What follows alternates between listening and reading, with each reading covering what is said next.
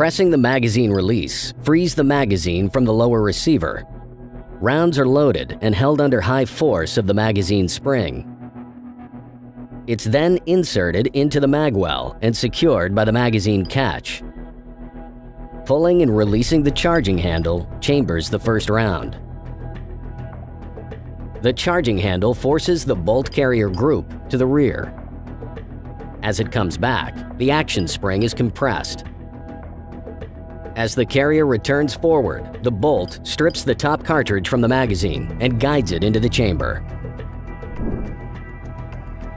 Housed within the bolt carrier is the bolt. The bolt contains several locking lugs that engage with the barrel extension lugs. As it makes contact with the barrel breech face, the bolt turns and locks into place. The locking function is due to the cam pin housed within the bolt. The pin rides along a track in the bolt carrier, allowing it to recess in the upper receiver. In the rare occurrence where the bolt fails to fully close, the forward assist may be used. Pressing the forward assist plunger allows the pawl to engage with the notches cut into the bolt carrier. This will force the carrier forward until the bolt is fully locked. With the selector taken off the safe position, the Ar-15 is ready to fire. A recess cut into the selector permits trigger movement.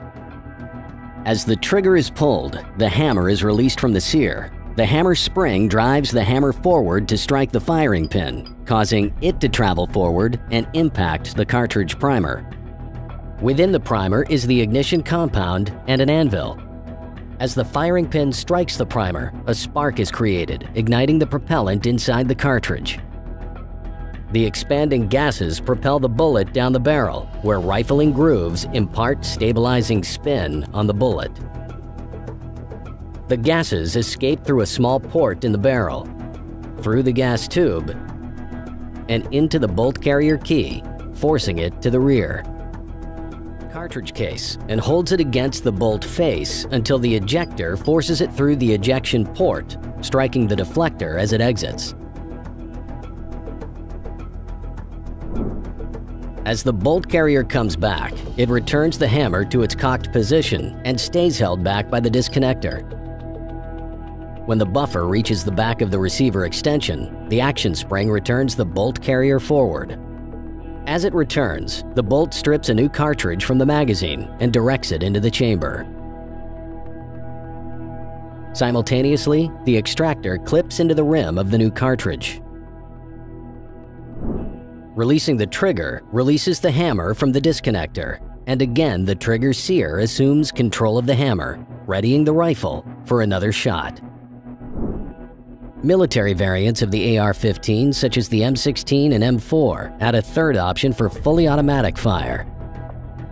The inclusion of an auto sear and a hook on the back of the hammer allow continuous operation while the trigger is depressed. Moving the selector to auto, the disconnector is disabled from moving and will be unable to hold the hammer when fired. After a shot is taken, the auto sear rotates forward as the bolt carrier comes back, taking control of the hammer. As the bolt carrier returns forward, the back of the carrier trips the auto sear, releasing the hammer just after the bolt closes. Releasing the trigger allows the sear to again assume control of the hammer. In order to conserve ammunition and promote greater accuracy, a burst mode was later introduced. With the auto sear still present, the disconnector is split in two. The left disconnector takes control of the hammer in semi-fire mode. Switching to burst fire disables the left disconnector. The burst cam and clutch spring allow the M4 to fire up to 3 rounds at a time. The clutch spring expands to rotate the cam only when the hammer moves in reverse. As the trigger rotates forward, the burst disconnector engages the deep notch of the cam.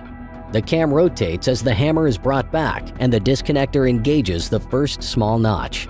This isn't enough for the disconnector to hold the hammer, and the auto sear is tripped to fire another round. The cam rotates again and the cycle is repeated.